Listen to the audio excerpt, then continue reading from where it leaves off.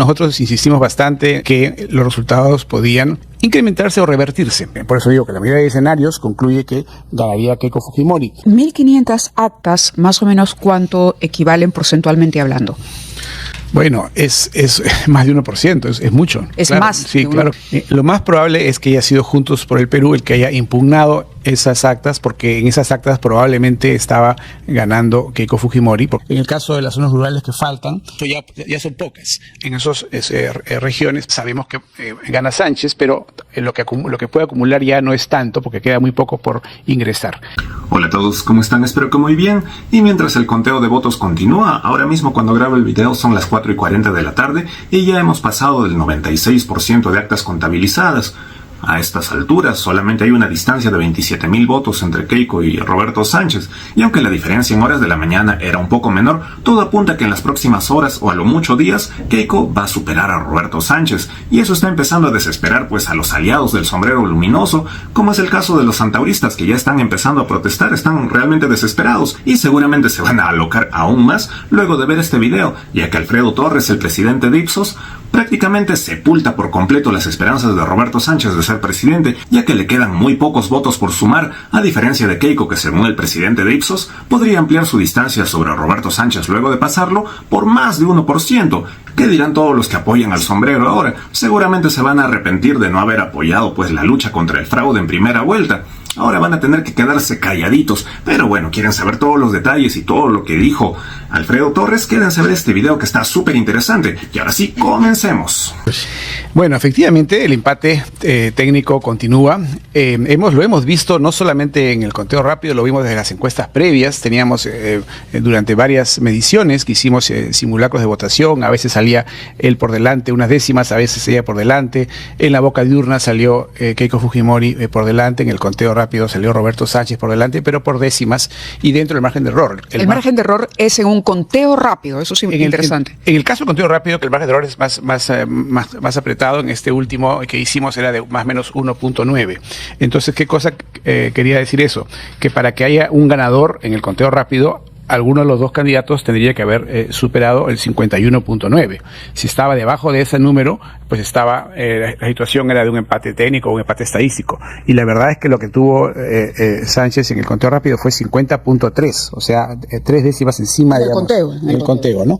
Es 3 décimas encima de la barrera. Entonces, evidentemente, teníamos que decir y dijimos, esto es un empate técnico. Y hay que esperar a la OMPE, hay que esperar al cómputo del 100%. Y digo del 100% porque como sabemos, las actas van llegando de distinta manera, ¿no? Primero llega lo que está más cerca, ¿no? Luego llega lo que está más lejos dentro del territorio, luego llegan las del extranjero, porque todas tienen que llegar físicamente para ser contabilizadas.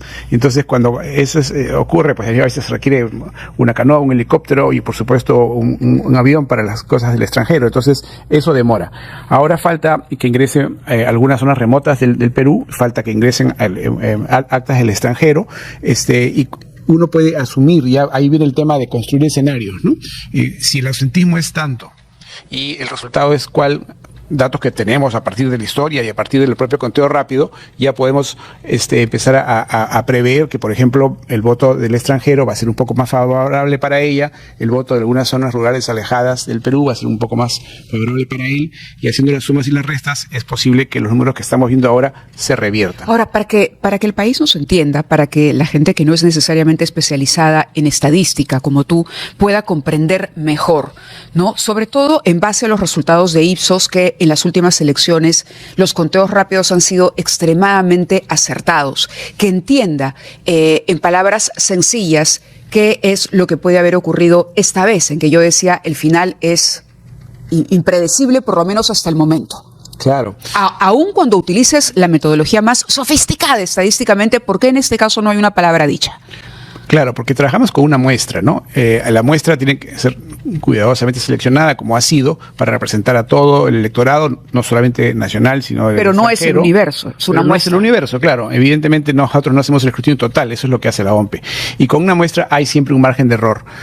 Y los resultados están muy dentro del margen de error. O sea, cuando lo hemos hecho en otras ocasiones, la diferencia entre el resultado del conteo rápido de Ipsos y el resultado oficial ha sido normalmente de 0,5, 0,4, 0,6. O sea, es un muy buen resultado tener una diferencia de medio punto con el escrutinio final, ¿no?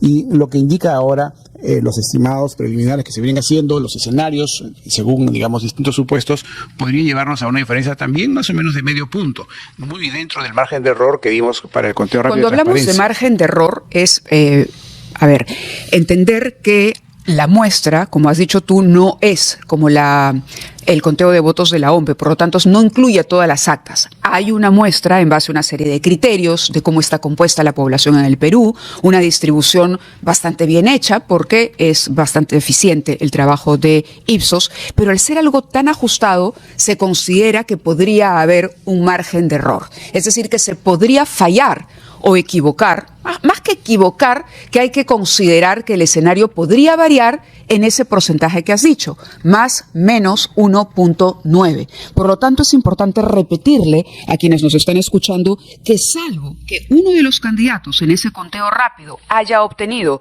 51.9%, todo lo demás, por debajo de eso, se encuentra sujeto a una variación, a la posibilidad de una variación, porque se trata de una muestra estadística muy bien hecha, pero que no es el conteo oficial. Sí, por eso presentamos nosotros en el conteo rápido que hicimos para transparencia el gráfico en unas barras que se superponían. Esas barras son el intervalo de confianza, o sea, cada valor obtenido tiene un margen de para arriba o para abajo. Entonces, cualquier valor, lo que nos estamos diciendo nosotros es que con esa muestra, que era de poco más de 1000 mesas, queremos representar a todo el electorado, el resultado que se obtiene pues no es exacto, sino que tiene un margen para arriba y para abajo, eso se llama intervalo de confianza. Y por eso el gráfico mostraba cómo los intervalos se superponían uno sobre otro, ¿no? Y claro, hay que esperar el conteo final, cosa que dijimos en ese momento y seguimos diciendo ahora, para saber quién es realmente el ganador. Alfredo, en el diario Perú 21 de hoy, dice que han hecho varios escenarios de lo que puede pasar. Estamos con un conteo del 95.8% de las actas, 95.8 contadas, y en este momento hay una ventaja de 24.000 votos a favor de Sánchez sobre Keiko Fujimori. Pero tú dices que en la mayoría de los escenarios que han hecho, ganaría Keiko Fujimori, aunque en algunos de ellos ganaría Sánchez. Claro. Yo quisiera que nos expliques cuáles son estos escenarios. Hay pues tres bolsones de votos que falta procesar, ¿no? Uno es voto de extranjero, que no ha llegado todavía, otro voto de algunas zonas rurales alejadas, que tampoco ha llegado, y finalmente están todos los votos impugnados o observados, ¿no? Las mesas que han sido observadas o impugnadas. Entonces, conociendo, digamos, el perfil de esos votantes y las tasas de ausentismo esperadas, es que se construyen escenarios, ¿no? Por ejemplo, para el voto del extranjero, sabemos que ha habido un poco más de ausentismo en la segunda vuelta que en la primera vuelta, pero sabemos también, por el conteo rápido que hemos hecho en 7 países y por los resultados de la segunda vuelta hace 5 años y por lo que ya viene entrando, que ahí gana Keiko Fujimori. Entonces podemos asumir que en esas mesas, conforme vayan entrando, que van a entrar pronto, va a ir ella avanzando en los conteos que hace la OMPE. En el caso de las zonas rurales que faltan, son muy ya son pocas. Ahí también ha habido ausentismo. Es importante saberlo. No es solamente que hay algunos distritos de Lima que hay mucho ausentismo, también en zonas rurales, porque hay mucha gente ahí que ha migrado, que ya no vive donde está inscrita. Entonces, igual en esas regiones, o distritos, sabemos que gana Sánchez, pero lo que puede acumular ya no es tanto, porque queda muy poco por ingresar. Y entonces queda el gran tema, que son las mesas que han sido observadas o impugnadas y que van a tener que ir a los jurados electorales especiales y luego al jurado nacional para resolverse. Lo que ocurre con esas mesas es que muchas de ellas, una mayoría, son en Lima. Entonces, en función de cómo resuelvan los jurados, pero de nuevo, revisando un poco los antecedentes históricos, se presume que en esas mesas, al ser de Lima, se inclinan un poco más hacia Keiko Fujimori y por lo tanto podrían, las que vayan resolviéndose, también añadirle algunos votos, ¿no? Eso es en términos generales. Hay muchos estadísticos y aficionados también a la estadística haciendo cálculos con estos temas y llegando a distintas conclusiones. La mayoría de ellos concluye que por eso digo que la mayoría de escenarios concluye que ganaría Keiko Fujimori. Por supuesto, también hay otros que sostienen que ganaría Sánchez, ¿no? Ahora, es interesante aclarar que el conteo rápido no ha errado. Es decir, la cifra que arroja está dentro del margen de error. Totalmente, sí. Lo que tenemos que acostumbrarnos a entender es que ese margen de error existe y a aplicarlo cuando conozcamos los resultados. Lo hacíamos mucho cuando se anunciaba el a boca de urna, que tiene un margen de error más amplio, ¿no? Pero esto demuestra que la votación ha sido muy ajustada. Cuando hay una votación ajustada, donde un candidato prácticamente puede ganar por 1, 5 o 10 votos, la estadística entonces no es absoluta, no puede predecir, es imposible que predizca exactamente el futuro, porque entonces aplicaríamos, pues, a Ipsos le pediríamos que calcule exactamente cómo resolver todos los problemas del país, pero hay un margen de error y el conteo rápido está dentro de lo que ustedes han dado a conocer, está perfectamente dentro. Lo importante es que se entienda que eso también tiene una posible variación. Por eso es que los candidatos, la exhortación a ambos, tanto con el a boca de urna como con el conteo rápido, era mantener más bien prudencia y evitar pronunciarse dado lo ajustado. Sí, De la elección. Así es, tal cual, ¿no? Nosotros insistimos bastante esa noche en transparencia que los resultados podían incrementarse o revertirse, que el margen de error daba para ambos sentidos, porque si un candidato tenía 50.3 y otro 49.7 y si podía moverse los números hasta 1.9 para cada lado, evidentemente se podía revertir o se podía incrementar. Ambas opciones eran válidas. Entonces, efectivamente, lo que está pasando ahora es que estamos dentro del margen de error. Si es que se revierte, el cambio va a ser probablemente de 0.5, 0.6, dentro del margen de error ampliamente, ¿no? Entonces, el trabajo que se hizo estaba muy bien hecho, ¿no? Pero es normal que esto ocurra en muchas elecciones, ¿no? Que lógicamente las personas que se ven perjudicadas, pues desconfían un poco del dato. Pero sí hay que destacar que hasta el momento los dos candidatos han estado llamando a la tranquilidad, a la calma, ¿no? A esperar los resultados finales. Yo creo que eso es lo que hay que hacer. Y la verdad van a tomar un tiempo porque los jurados especiales van a tomarse su tiempo en revisar esas actas que han sido observadas o impugnadas, ¿no? Por lo que lo comprendo, para usted el factor decisivo va a ser las actas impugnadas u observadas. Por lo que sabemos, hasta este momento hay 1.513, de las cuales más de 900 en Lima, hay 69 en el Callao y 65 en Piura. ¿Cómo interpreta usted que sean estas tres circunscripciones las que aportan más de 2/3 partes de las actas impugnadas? Lo más probable es que haya sido Juntos por el Perú el que haya impugnado esas actas, porque en esas actas probablemente estaba ganando Keiko Fujimori, porque son zonas donde ha ganado Fuerza Popular, ¿no? La mayoría de ellas, no evidentemente. Tanto Callao como Lima y Piura, sí. Así es. Entonces, el tema es ese, ¿no? Si las impugnaciones eran válidas o no, ya lo definirán los jurados, ¿no? Pero digamos, asumiendo que acepten algunas y no otras, igual en principio esos votos tenderían a ser un poco más de Fuerza Popular. Ese es de nuevo el escenario, el supuesto que estamos trabajando, ¿no? 1.500 actas, más o menos, ¿cuánto equivalen porcentualmente hablando? Bueno, es más de 1%, es mucho. Es claro, más sí, de 1%. Claro que sí. Sí. Porque son como 90.000 mesas, ¿no? Entonces estamos hablando de 1.6, 1.7. Un punto. Más de un punto. Más de un punto. Por otra parte, ¿qué cosa es lo que han hallado ustedes sobre la distribución geográfica del voto? Porque en algunos casos hay provincias, Chumbivilcas, por ejemplo, que ha votado por más del 90% por el señor Sánchez. Y es el caso de regiones como Puno y otras que superan el 80%. ¿Qué relación hay entre la geografía de nuestro país y las tendencias electorales? Bueno, lo vimos hace 5 años y lamentablemente esto no ha cambiado en el gobierno, digamos, que elegimos hace 5 años. Y que tuvo tantos cambios a lo largo del camino, pero que finalmente terminamos también con un presidente de Perú Libre, ¿no? El señor Balcázar. La geografía continúa así, ¿no? Es decir, Lima y en general la costa, desde Ica hasta Tumbes, incluido por supuesto el Callao, tiene que ser más para Fujimori, y el mundo andino más para Sánchez, sobre todo el norte y el sur. Más el sur que el norte, pero también el norte. En cambio, el centro, ahí está un poco más dividido. Las regiones de Sierra Central están un poco más divididas, pero siempre un Junín, poco más hacia Pasco, Sánchez. por ejemplo. Hacia Junín, Pasco, Huánuco, ¿no? Están un poco más divididas.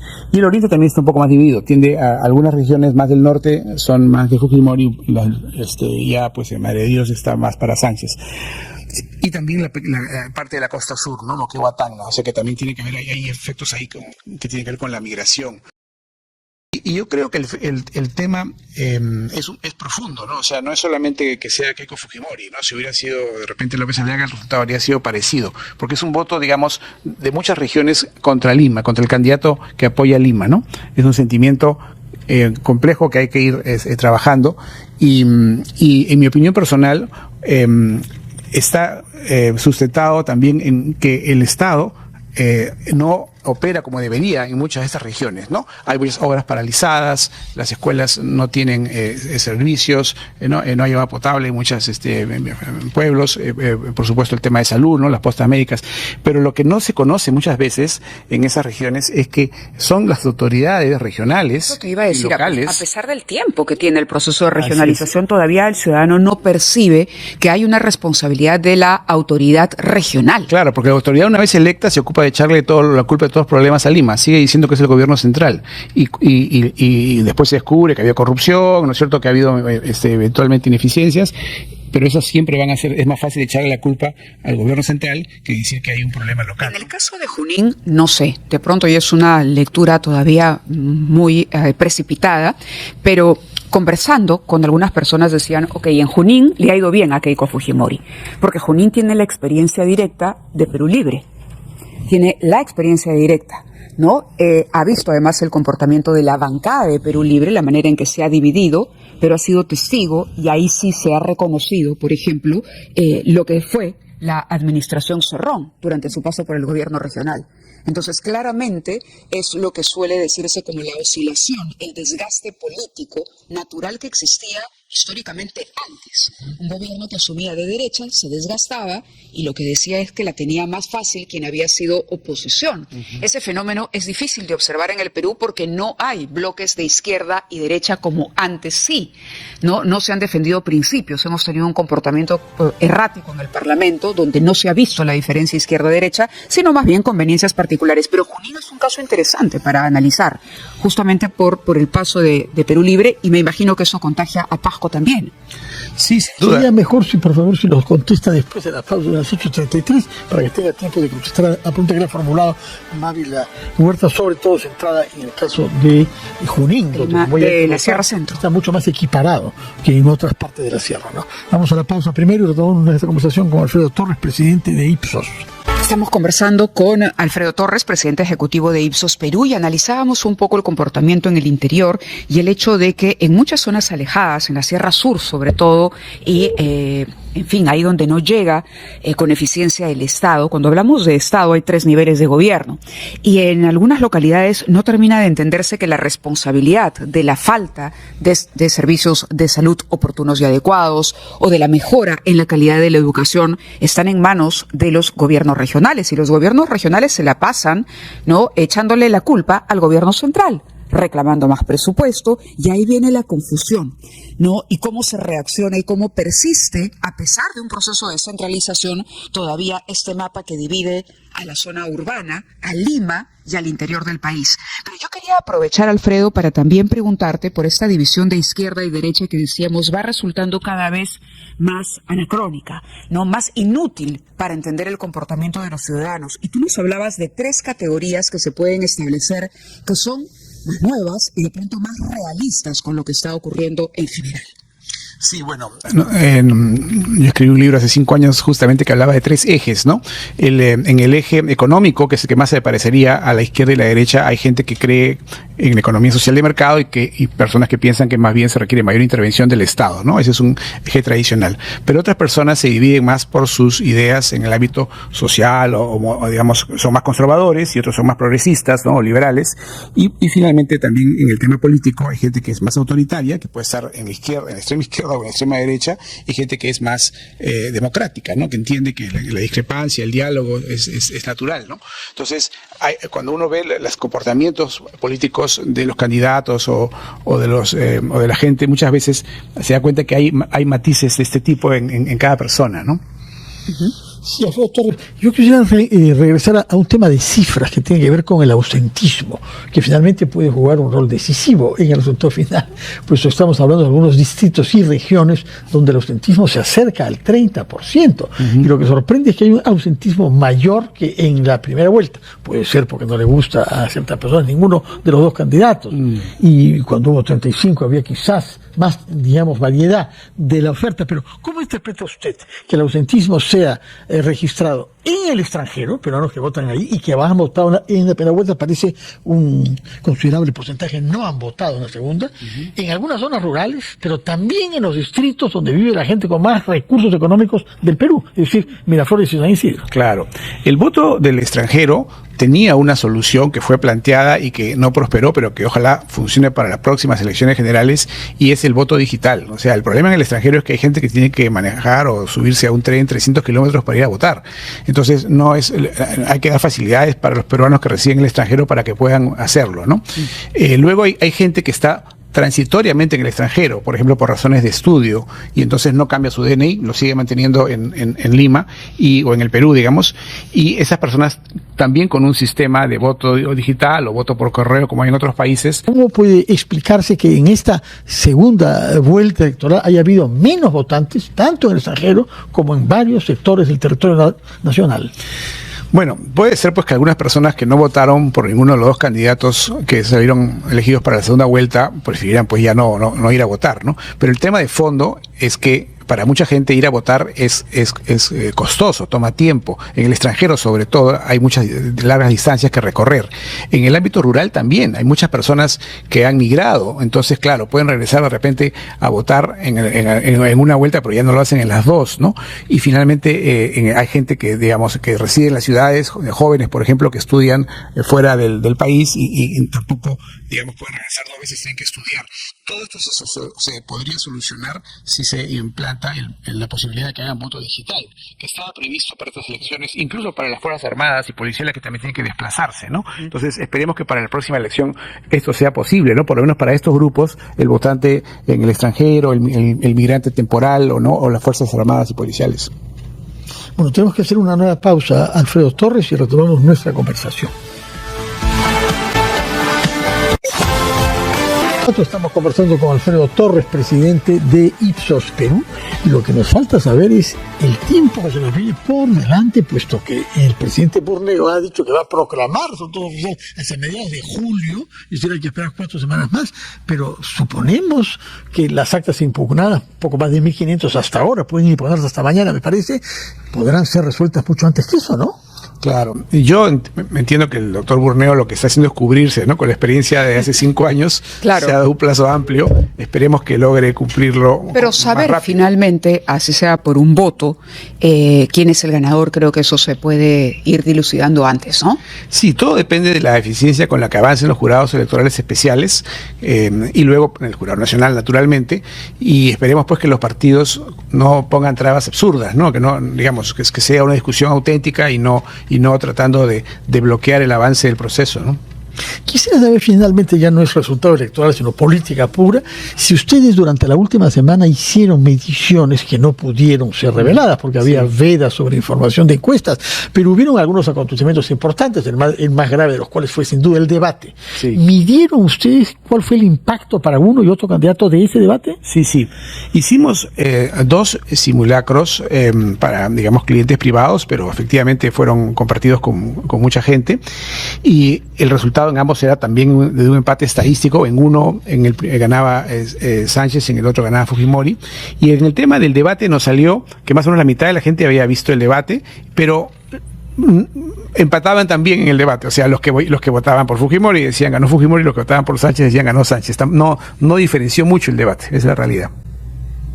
No tuvo mayor impacto sobre las intenciones de voto. Así es. ¿Y otros acontecimientos? Hubo polémicas hasta el final sobre algunos de los socios que llevaba. Claro, por ejemplo, algunas alianzas que se fueron estableciendo, se sumaban o restaban. Claro. ¿No? Bueno, en el campo de Juntos por el Perú, por supuesto, la mayor preocupación era por la presencia de Antauro Humala y del Movadef, que el propio candidato Nieto ex candidato destacó, ¿no? Como muy preocupante, muy grave, porque es gente que está elegida en el Congreso, son parte de la bancada de Juntos por el Perú, incluye personas que provienen del Movadef y personas que provienen, digamos, del cacerismo, ¿no? Del partido de Atauro.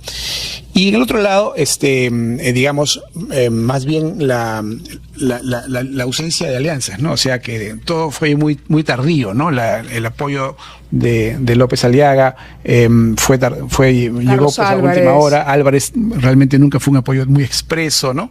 Entonces eran un poco los temas que afectaban. Por supuesto, en el caso de Juntos sí sumaba tratar de avanzar hacia candidatos del centro, ¿no? Esa parte le generó, digamos, expectativa en un sector del electorado, pero al juzgar por los resultados no movió mucho, ¿no? Como decíamos, en las encuestas previas teníamos empate y lo hemos tenido hasta el final, ¿no?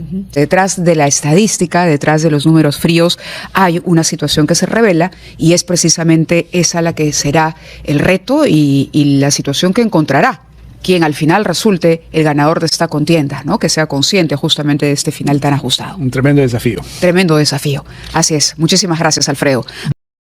Sí, definitivamente va a ser bien difícil que el candidato que pierda se quede tranquilo y acepte su derrota. Lo más probable es que ahí empiecen a alegar que ha habido fraude y que muevan a su gente, cosa que ya está haciendo Roberto Sánchez a través de Antauro Humala, que está pidiendo a sus seguidores estar vigilantes porque según él, el fraude a favor de Keiko se está concretando, cuando todos sabemos que el fraude en primera vuelta ha sido por parte de la izquierda, y si no fuera por ese fraude, Roberto Sánchez no estaría en segunda vuelta. Ese es un hecho, lo han dicho muchos analistas, incluso militares y demás. Y de hecho yo tengo el convencimiento de que ha sido así. No sé ustedes, pero creo que la mayoría de nosotros pensamos igual. Si no fuera por el fraude de primera vuelta, Roberto Sánchez no estaría en segunda vuelta. Y ahora pues que Keiko, si es que pierde, empieza a alegar que ha habido fraude, sería también bien complicado para ella. En primera vuelta debió unirse a Rafael López Aliaga y pedir la nulidad de las elecciones. Ahora creo que es muy tarde también para eso, tendrá que quedarse calladita. Por otro lado, creo que nosotros los que estamos en contra del fraude desde primera vuelta, sí, va a ser bien complicado que aceptemos los resultados si es que Roberto Sánchez llega a ganar milagrosamente y contra todo pronóstico. Creo que es bastante evidente que estas elecciones desde el comienzo han estado manipuladas y la segunda vuelta no se salva, más allá de que quizás pues ha habido más control por parte de la población y por parte de diversas autoridades, ya que, dado el antecedente de primera vuelta, han tenido más cuidado en segunda vuelta. De todos modos, las elecciones no han sido limpias, ni en primera ni en segunda vuelta, por lo cual yo creo que deberían ser anuladas.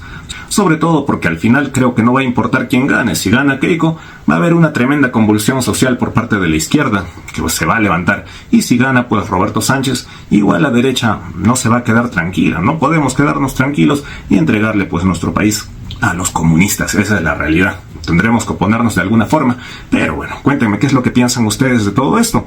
Los estaré leyendo en los comentarios, y si les gustó este video, por favor suscríbanse a este canal, compartan, comenten y todo eso, que me ayudan muchísimo. Ahora sí me despido, ya hasta la próxima.